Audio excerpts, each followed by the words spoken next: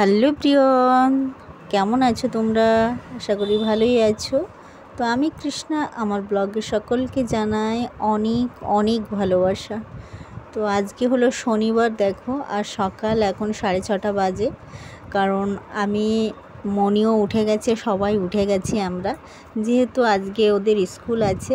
তো মনি এখন class change হয়েছে, তো মনিরও শনিবার করে এখন স্কুল হচ্ছে। তো মাসে না দুটো শনিবার স্কুল হয়, আবার দুটো শনিবার স্কুল হয় না, এরকমভাবেই এক্সচেঞ্জ হতে থাকে। তো যাই হোক, দেখো আমি তার মানে তোমরা বুঝতেই পারছো সকালে কখন উঠে গেছি। তো সকালের সব মোটামুটি কাজ হয়ে গেছে, মনির টিফিন গোছানো, টিফিন করে দেওয়া আর ড্রেস করানো সব হয়ে গেছে অলরেডি। তো এবারে শুধু স্কুলে যাওয়ার পালা। ও বাইরেই আছে আর আমি দেখো এগুলো গুছিয়ে রাখছি এখন।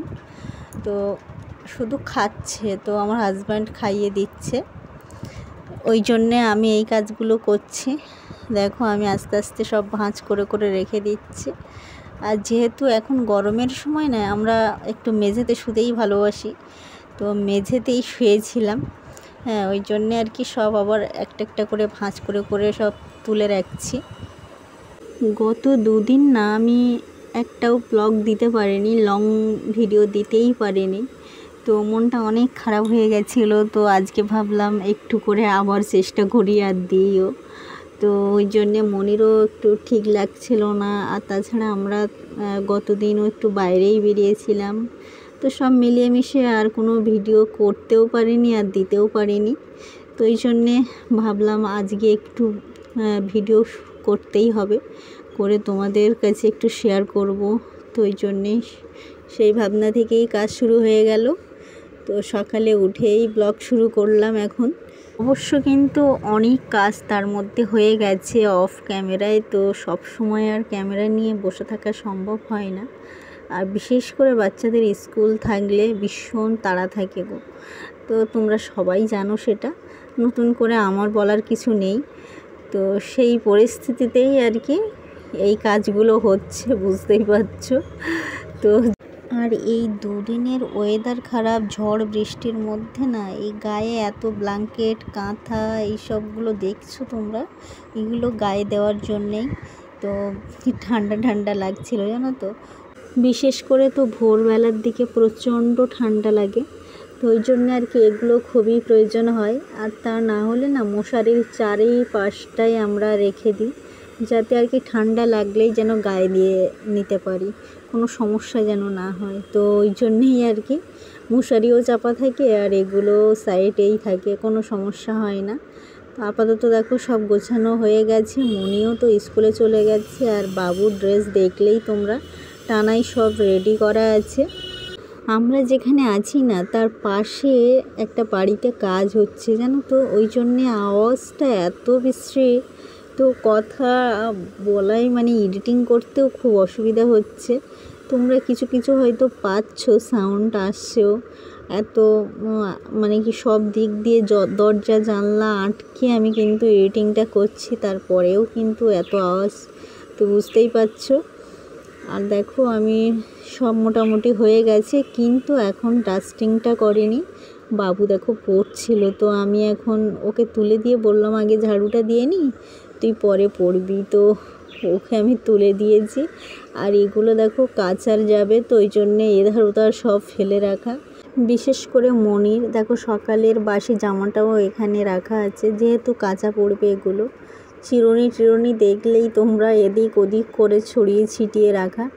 তো মনি স্কুলে যাওয়ার সময় না ভীষণ দুষ্টুমি করে। গত বছর যখন ইউকেজিতে ছিল তখন কিন্তু ভীষণ কান্না করতো, জানো তো।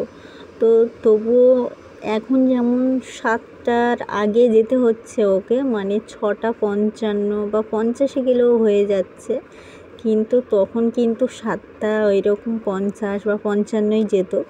তো তখন না ভীষণ কাঁদতো, আর এবছর অতটা কি এখনও কাঁদেনি।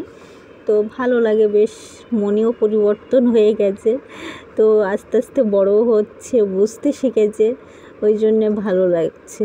হ্যাঁ, স্কুলে যাওয়ার একটা টান আসছে আস্তে আস্তে। আর এই পাপোশগুলো দেখো আমি ঝেড়ে নিচ্ছি, বেশি তো ঝাড়তে লাগেই না, পরিষ্কারই আছে। তো যাই হোক, একটু করে তো ঝাড়তেই হয়। বাচ্চারা মাঝে মাঝে খালি পায়েও চলে যায় ঘরে, তো ওই জন্যে ওদের জন্য একটু ঝাড়তে হয়। বাচ্চারা থাকলে যে অবস্থা হয় বাড়িতে, আমার মনে হয় প্রত্যেকটা বাড়ির এই সমস্যা।